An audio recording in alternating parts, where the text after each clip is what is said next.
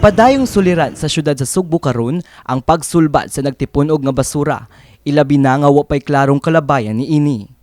Ang tubag sa kagamhanan mao ang planong paghatag og garbage shredder sa matag barangay. Matud ni Cebu City Mayor Nestor Archival nga ang 60 ka tonelada nga mga basura matag adlaw nahimo nilang 30 na lang ka tonelada sa Material Recovery Facility kon MRF sa carbon market. Ang maong kalambuan mao'y nakitang paglaom sa dakbayan nga makasulbad sa suliran sa basura. Now we have proven that the moment that the garbage is being shred, instead 16 kasako, mahimo na lang duha o tulo kasako. Okay? So, subay ni ini, nipahigayon na og testing sa usa ka shredder sa barangay Kaputhaw. Apan ang laing problema, maong dapit kung asa ipahimutang ang mga shredder. Sa inisyal nga plano, adunay himong cluster aron masabutan kung unsa nga mga barangay ang mulabay o mo-shred sa usa ka area. gigamit sa dinato nga atong mahimo nga naay mga barangay nga duol nga madanihan nila. Okay? Like Ermita, like San Roque, dinhi sa may within the Pier area.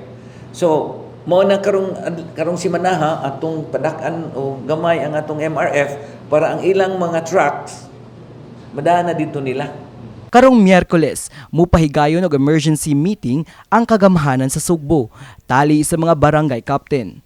Aron maklaro kung unsay mahimong dagan sa paggamit sa garbage shredder sa matag barangay. Sa 80 ka mga barangay sa syudad, 30 ang gihangyo sa kagamhanan nga dili na mulabay pa og basura ngadto sa mga landfill og mangita og area kung asa makakompose. Samtang ang nagpabiling mga barangay adto mulabay sa syudad sa Konsolasyon kutob Marso 31. Ang pagsulbad sa suliran sa basura sa Sugbo gigahinan sa kagamhanan og 30 million. So karon ako silang gi-request nga dili na ta muda o garbage pa doon sa landfill gikan sa syudad because naamantay area where makakomposta.